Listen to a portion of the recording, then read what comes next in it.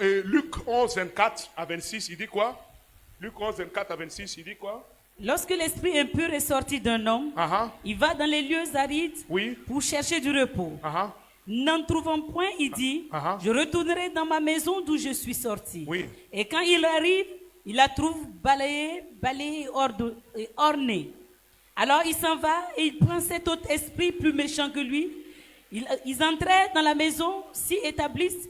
Et la dernière condition de cet homme est pire que la première. Acclame pour le Seigneur. Oui, nous parlons qu'on dit ça.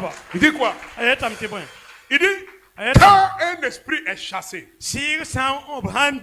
et qu'il sort du corps d'un homme, il va aller d'abord dans certains milieux. Quand il arrive là-bas, il trouve que là-bas il n'y a pas climatiseur.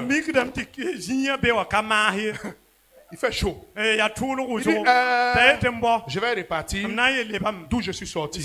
Donc il peut attendre une semaine, 2 semaines. C'est pourquoi il y a des gens, tant qu'ils n'ont pas, je vais expliquer tout ça tout de suite. Parce que tant qu'ils n'ont pas pris certaines mesures, on les délivre et ils deviennent plus dangereux. Regardez, le démon dit, bon, je vais repartir. Et il revient. Quand il arrive, il voit que la maison est balayée et rangée. Mais elle est vide. Dis avec moi vide. Dis avec moi vide. Dis avec moi vide. Dis encore vide. Dis encore vide. Quand il voit que la maison est vide, il dit, je vais aller appeler mes amis.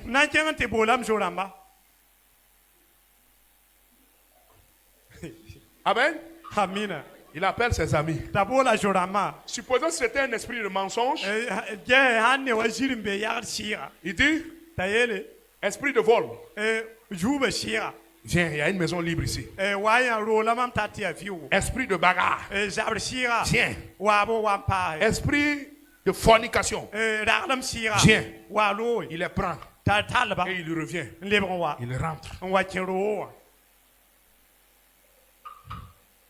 Et la personne qui peut-être avait un seul esprit, désormais, il en a 7. Pourquoi? Parce que la maison est vide. Autrement dit, si vous délivrez une personne et que vous ne comblez pas le vide par la parole de Dieu, autant ne pas le délivrer.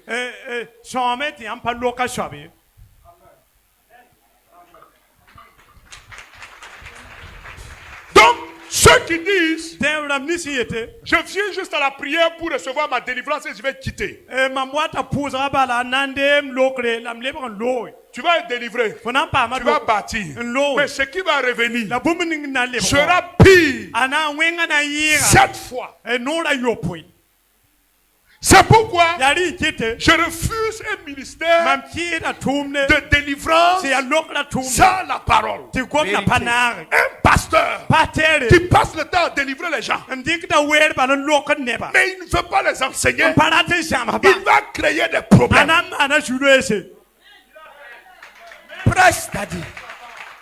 La nature a horreur du vide.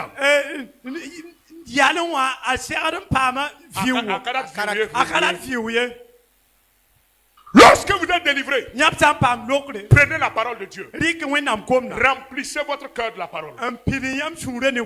Demandez la plénitude du Saint-Esprit. Et quand le Saint-Esprit remplit votre cœur, le démon qui était parti, quand il va revenir, il va voir que dans ton cœur, c'est le Saint-Esprit qui est là.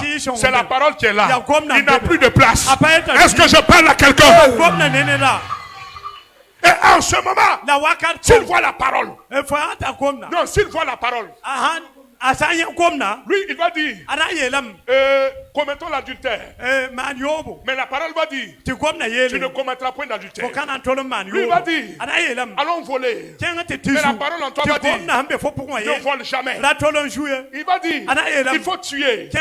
Mais la parole en toi va dire, on ne tue pas. Tu ne tueras point. Est-ce que je parle à quelqu'un? C'est pourquoi chaque chrétien qui vient à la délivrance doit avoir une Bible. Il doit aimer le Seigneur. Il doit chercher à remplir le vide. Si tu restes vide, le démon va revenir. Mais comme il ne veut pas s'ennuyer, il va appeler son camarade. Hong Shen, Hong Kong, Shang Hong, venez.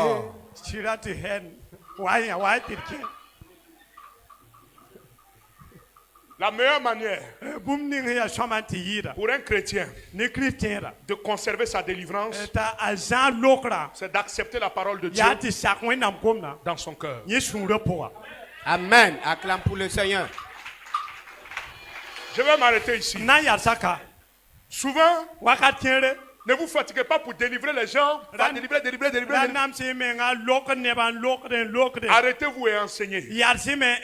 Quand vous commencez à les enseigner, il y a des esprits qui vont partir. Il y a des choses qu'ils ne vont plus faire. Mais dans une église où il n'y a pas d'enseignement, où il n'y a pas de délivrance, c'est la destruction. Dans une église où il y a la délivrance, mais pas d'enseignement, c'est la destruction. Les gens qui sont tout le temps délivrés, les lundis, c'est le même démon. Le mardi, c'est le même démon. Le mercredi, c'est le même démon. Pourquoi? Parce que tu n'as pas la parole. Parce que tu as refusé l'esprit. Occupe ton cœur. Comment occuper ton cœur?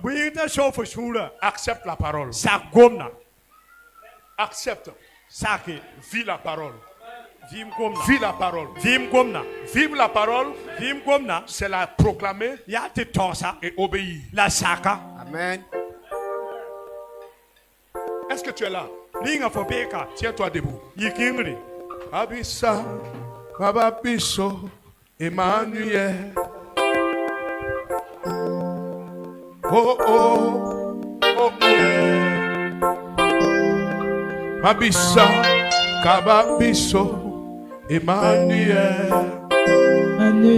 Mabiso, Emmanuel, Mabiso,